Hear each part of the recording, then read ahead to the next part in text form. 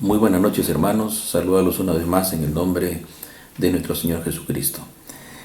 Esta vez nuevamente para compartir con ustedes la palabra de Dios, y vayamos al libro de Lucas, el capítulo 7, versículos 1 al 10, cuya lectura dice así: Después que hubo terminado todas sus palabras al pueblo que le oía, entró en Capernaum. Y el siervo de un centurión, a quien éste quería mucho, estaba enfermo y a punto de morir. Cuando el centurión oyó hablar de Jesús, le envió unos ancianos de los judíos, rogándole que viniesen y sanase a su siervo. Y ellos vinieron a Jesús y le rogaron con solicitud, diciéndole: es digno que le concedas esto, porque ama nuestra nación y nos edificó una sinagoga. Jesús fue con ellos, pero cuando ya estaba lejos de la casa, el centurión envió a él unos amigos, diciéndole: Señor, no te molestes, pues no soy digno de que entres bajo mi techo, por lo que ni aún me tuve por digno de venir a ti, pero di la palabra y mi siervo será sano. Porque también yo soy hombre puesto bajo autoridad y tengo soldados bajo mis órdenes, y digo a este ve y va, y al otro ven y viene, y a mi siervo hace esto y lo hace. Al oír esto, Jesús se maravilló de él, y volviéndose dijo a la gente que le seguía: os digo que ni aún en Israel he hallado tanta fe. Al regresar a la casa, los que habían sido enviados hallaron sano al siervo que había estado enfermo. Tengamos un momento de oración. Padre, queremos darte las gracias, Señor, en esta noche, por permitirnos llegar a toda persona que en esta hora nos pueda escuchar, y que nuestra oración, Señor, va dirigida a que toda vida sea bendecida y tu palabra cumple el propósito para el cual lo envías.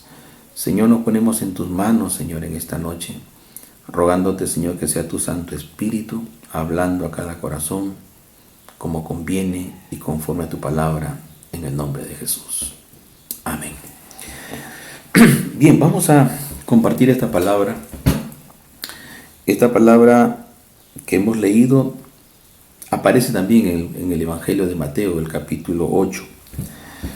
Y sería interesante precisar de que Mateo fue un discípulo de Jesús, fue uno de los apóstoles, mientras que Lucas fue un creyente, un seguidor, pero que se encargó de informarse bien, hizo la función como de un historiador que acopió información importante y que contribuye pues a complementar los hechos ocurridos durante el ministerio de Jesús.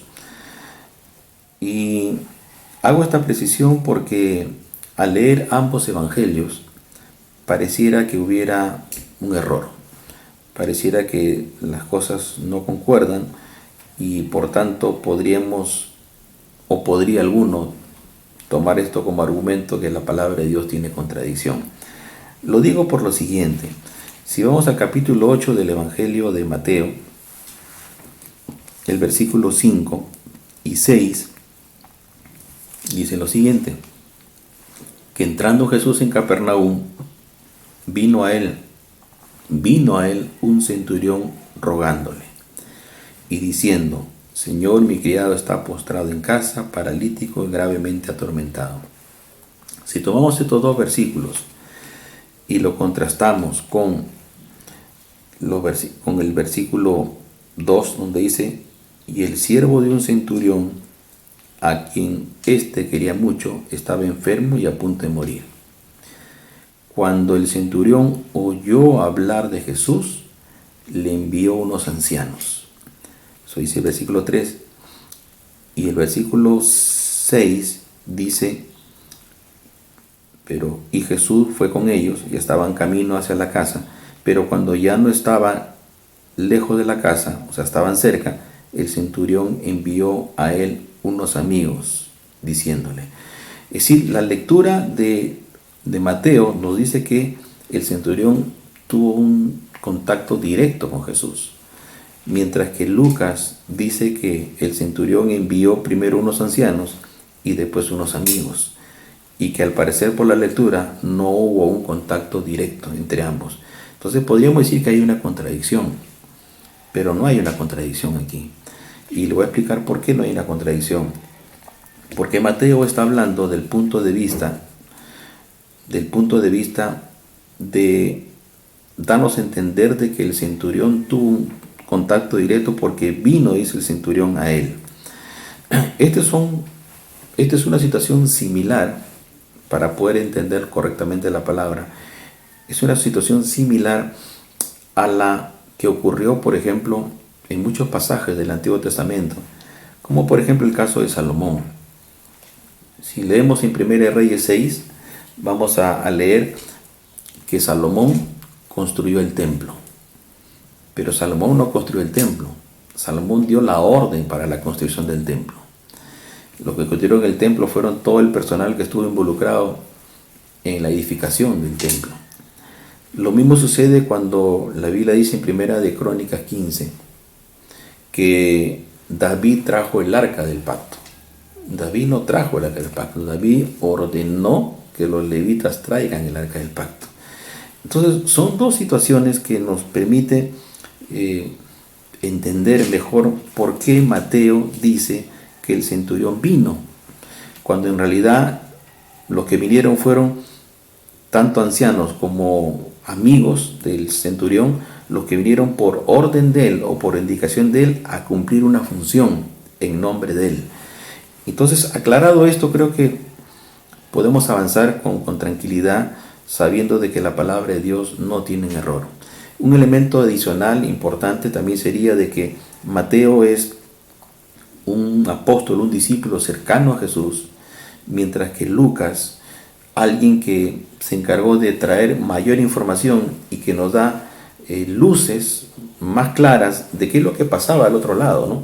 Mientras que Mateo estaba aquí con Jesús y no veía lo que sucedía allá, Lucas sí recoge información de qué pasaba en la casa del centurión, de qué conversaciones tenía, por ejemplo, con los ancianos y con los amigos, y nos da esta información para poder en esta noche poder tener un mensaje más completo de la Escritura.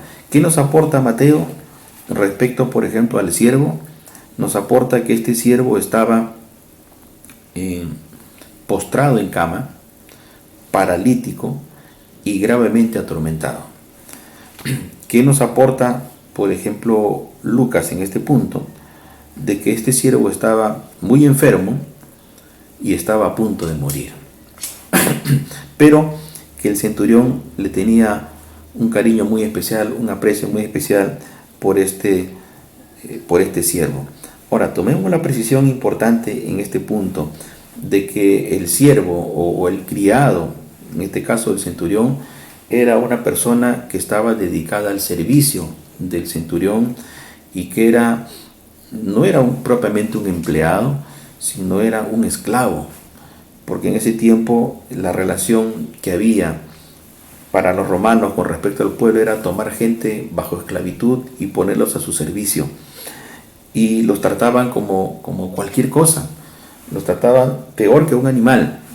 Por lo menos al animal o a los perros en este caso, que eran muy ligados para los romanos, les tenían mucho cariño, mucho aprecio y los cuidaban mucho, y valían más que una persona que no era romana. Entonces, sin embargo, acá se descubre en algo el corazón del centurión, de que tenía un aprecio especial por este siervo. Dice que lo quería mucho y realmente estaba afligido por la condición en la que se encontraba, tan afligido que al oír de Jesús, ¿no?, encuentra que Jesús era la alternativa por su vida.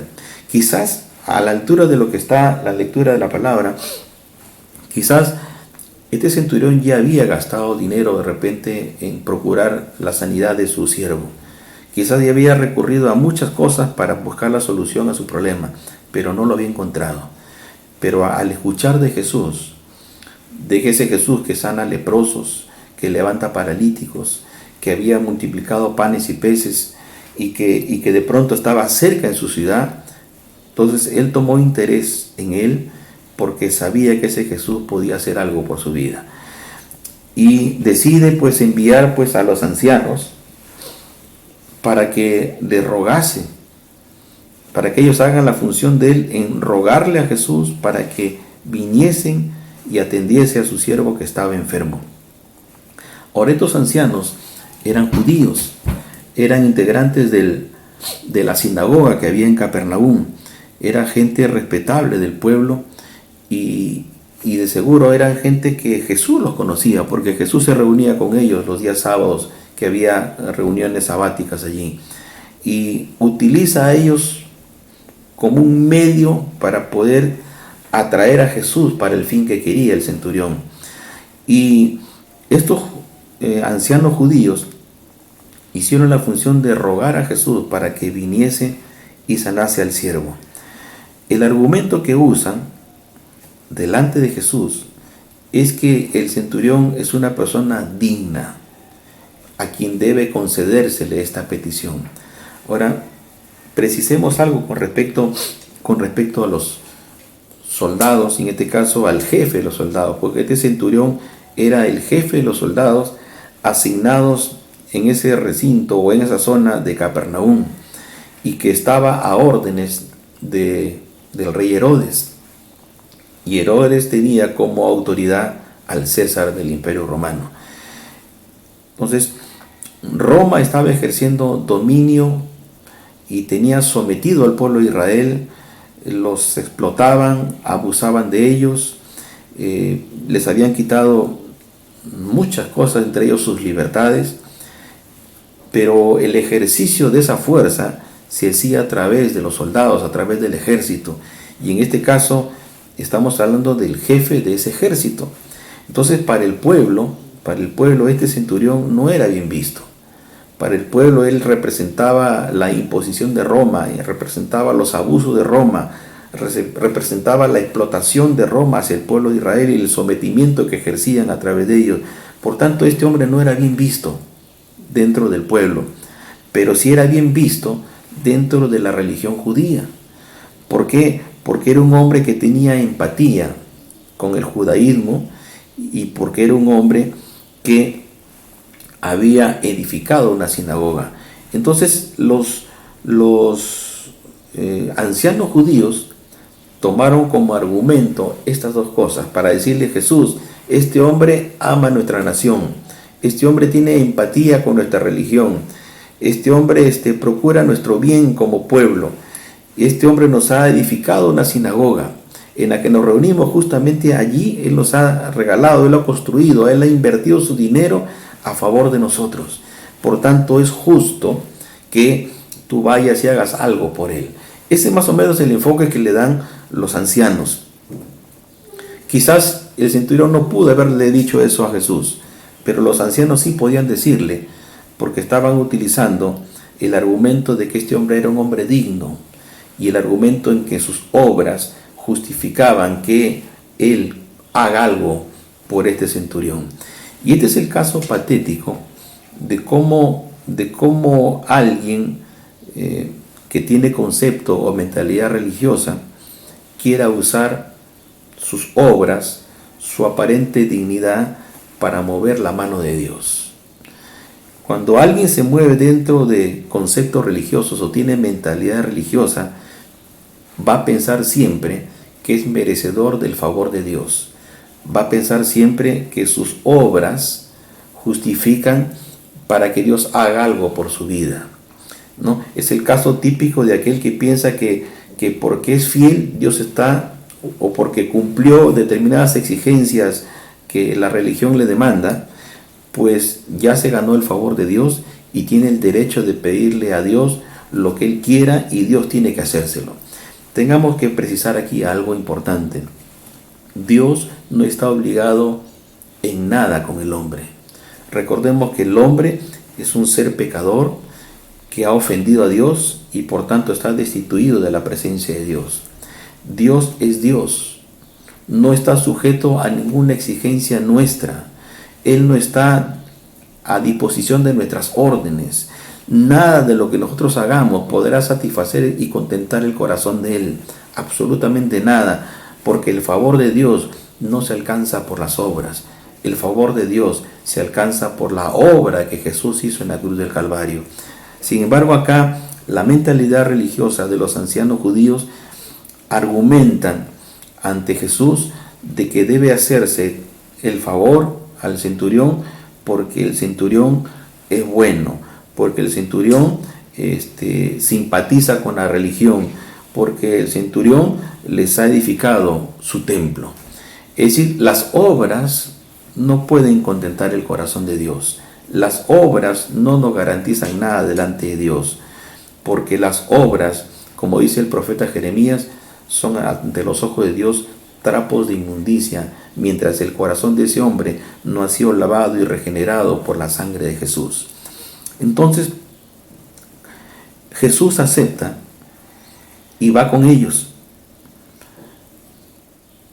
Dice el versículo 6, y Jesús fue con ellos. Pero cuando ya no estaba lejos de la casa, o sea, ya estaba cerca por llegar, el centurión envió a sus amigos, diciéndole: Señor, no te molestes, pues no soy digno de que entres bajo mi techo. No sé por qué medio el centurión se entera de que Jesús ya estaba cerca de su casa.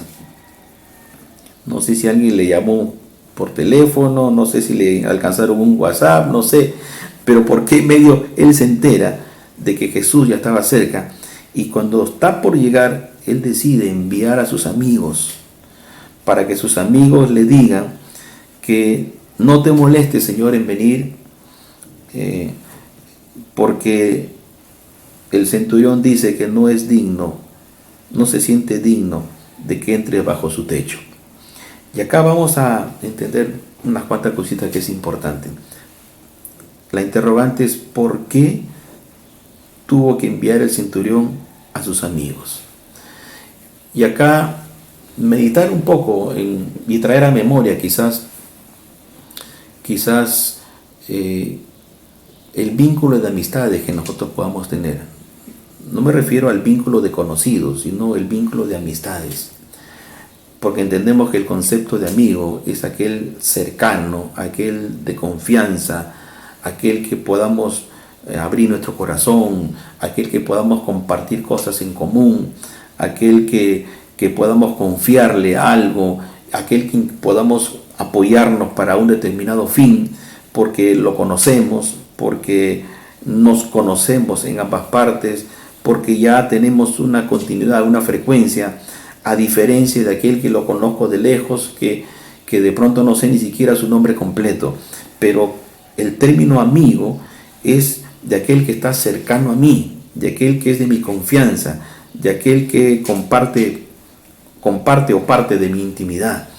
Entonces, estos amigos eran ahora romanos, porque eran del entorno de él, eran de su confianza de él, y los envía para decirles que no es necesario ya pues que entres bajo su casa, sino simplemente que de donde te encuentres o de donde estés, simplemente hagas algo diferente.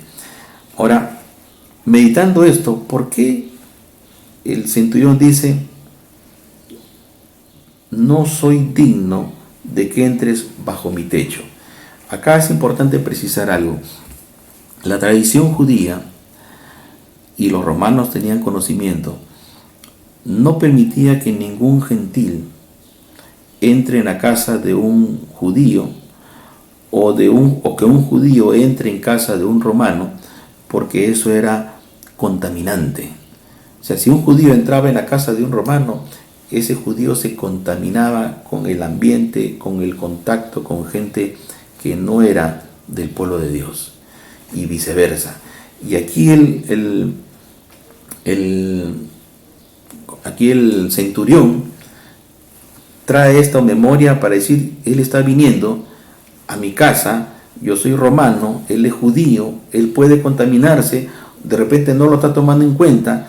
Pero más que eso, que es parte de la tradición judía, más que eso, yo en mi opinión creo de que cuando el centurión se entera que él ya está cerca de su casa y la presencia de Jesús no estaba lejos como antes, sino que ahora ya lo tiene cerca, genera en su corazón, espiritualmente hablando, genera en su corazón el sentirse sucio, es que la presencia de Jesús, mientras más se acerque a nosotros, nos va a dar la percepción de qué contaminado estamos, de qué sucio estamos, de qué pecador estamos.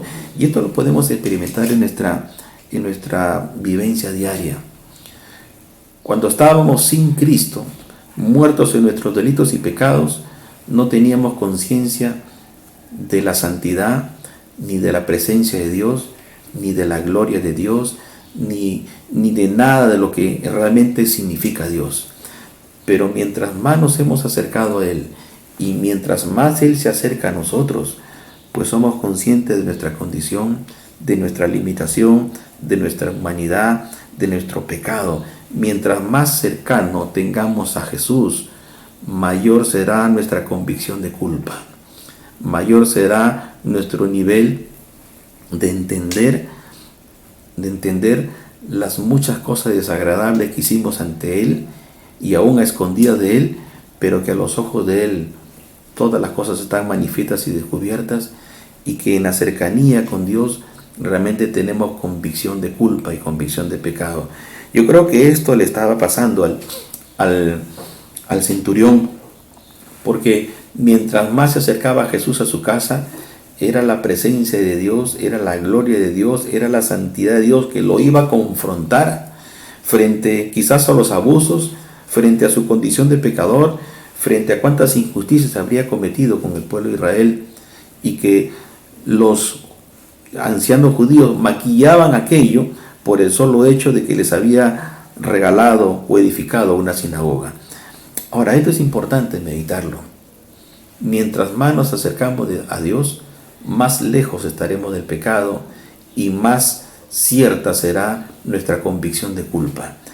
Mientras más lejos estemos de Jesús, menor será nuestra percepción de pecado y encontraremos mayor justificación para nuestras propias culpas, porque lejos de la presencia de Jesús solamente nos esperan tinieblas, inseguridad y maldades de nuestras propias inclinaciones, de nuestros corazones.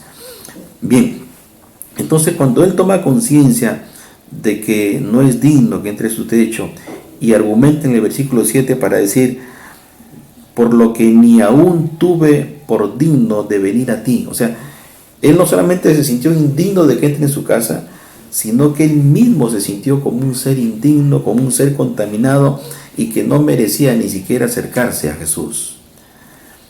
Y por ello dijo, di la palabra, solamente di la palabra, y mi siervo será sano.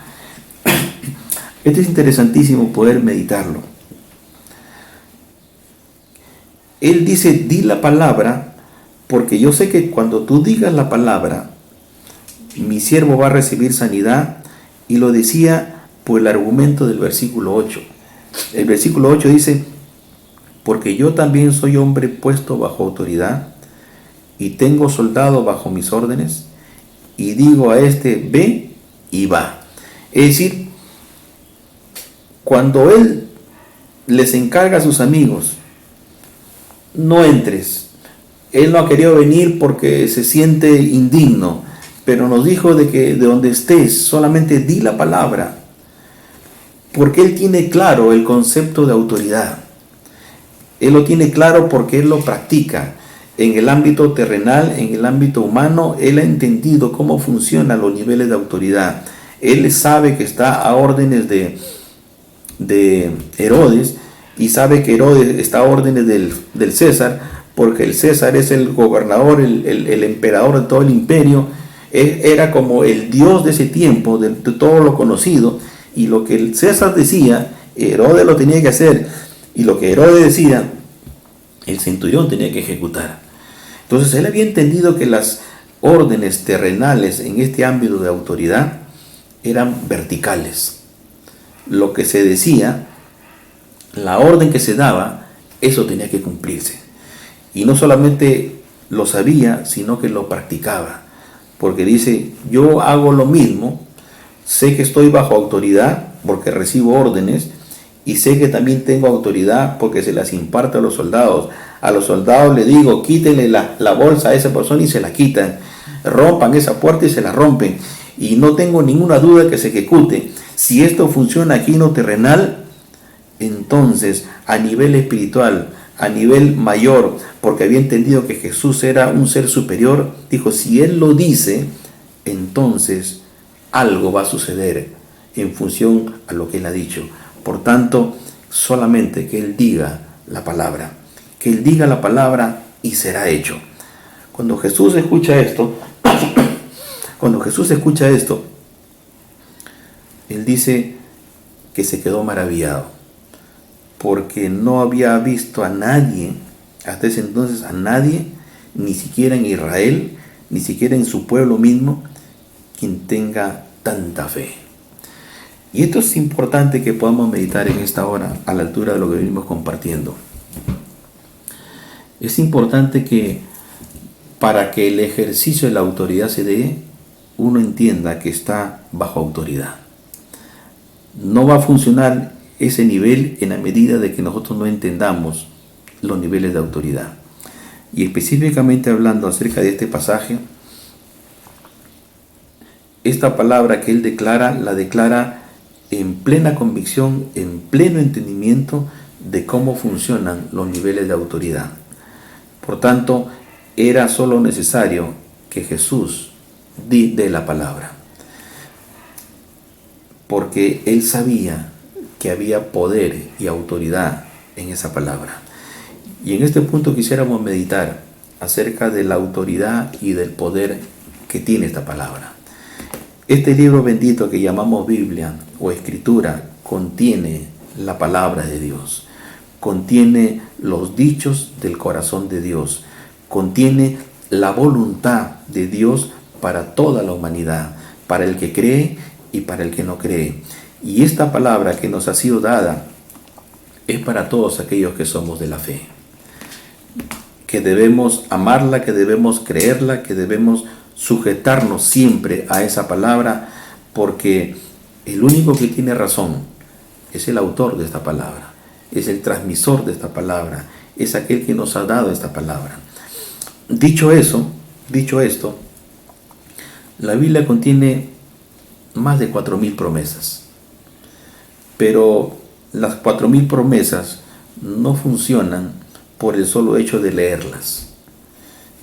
La Biblia nos enseña de que tiene que haber una palabra a nuestras vidas, que sea la palabra que Dios nos dé para el propósito para el cual Él envía. Cuando Pedro, por ejemplo, estaba juntamente con sus compañeros, los discípulos, allí en las profundidades del mar, en medio de la tempestad, a punto de que se ahoguen, y Jesús se acerca hacia ellos, Jesús le dice, ven.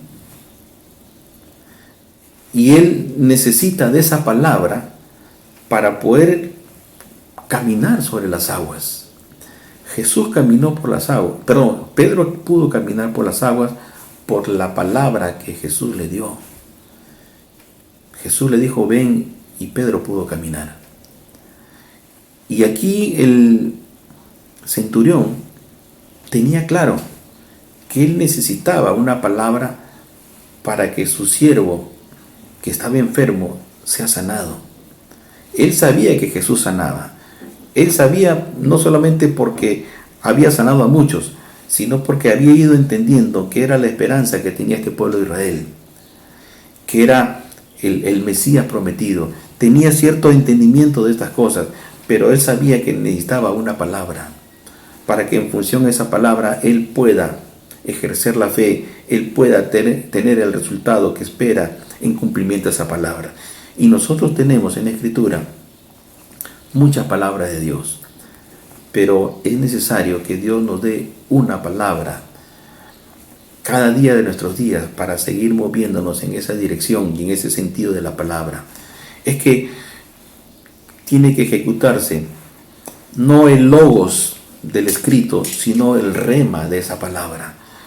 Nosotros tenemos que aprender a vivir por los remas de Dios, por las palabras que Dios nos dé, porque ello es necesario que día a día nos acerquemos a esta palabra, que es viva y eficaz, que es poderosa para alimentar y para sostener nuestros corazones. día a día, así como necesitamos alimentarnos físicamente y tomar físicamente día a día nuestros alimentos para sostener este cuerpo y para poder seguir avanzando en nuestros quehaceres diarios, así necesitamos día a día una palabra sobre la cual nuestros pies se echen a andar y nuestros corazones descansen, porque el hombre vivirá por toda palabra que Dios le dé, por toda palabra que sale de la boca de Dios. Necesitamos esa palabra, y si algo podemos recoger como enseñanza de este ida y vuelta de este centurión, es que el dinero no es la solución a los problemas. El poder que puede haber tenido este hombre no solucionaba su problema. La autoridad terrenal que usaba no solucionaba su problema. Las buenas obras que él estaba haciendo no era solución a su problema. La religiosidad que él podía haber tenido como inclinación o como empatía con el pueblo judío no era la solución a su problema. Su solución a su problema se llamaba Jesús, pero en cada palabra que ese Jesús le daba. Y eso es lo que quisiéramos compartir en este día, que la solución a nuestros problemas siempre se llamará Jesús, porque ese Jesús siempre tendrá una palabra para ti y para mí.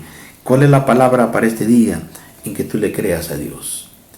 Créele a Dios, aunque la palabra que te la dé, o con la palabra que estés leyendo, o la palabra que esté hablando en tu corazón, vaya contra tus principios, vaya contra tu forma de pensar, vaya contra tus prácticas o tus costumbres.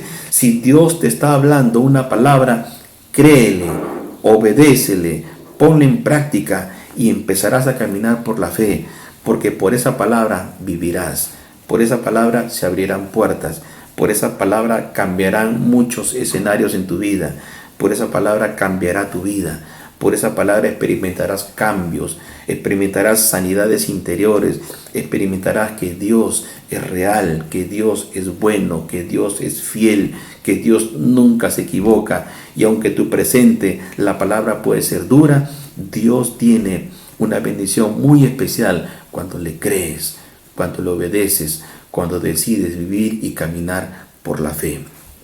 Yo quisiera, para ir terminando, dirigirme quizás a alguna persona que no conoce de Dios, porque los que conocen de Dios saben muy fácilmente entender lo que se está compartiendo, pero quizás los que no conocen de Dios, hablarles de fe, hablarles de caminar en fe, quizás sea un poco complicado entenderlo.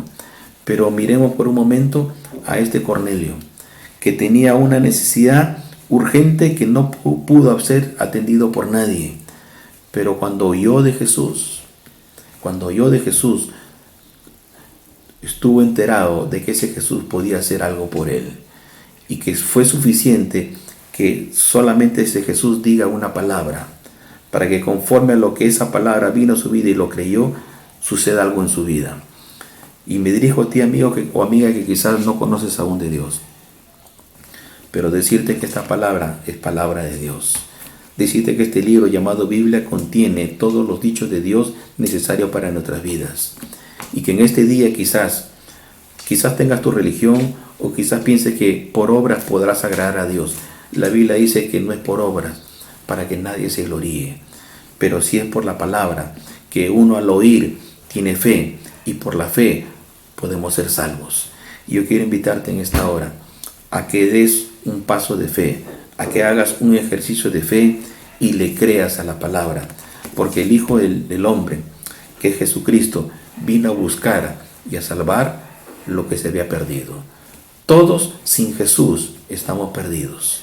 Así tengamos la religión más importante, así vayamos al templo donde masivamente va la gente. No, si no tenemos a Cristo, estamos perdidos.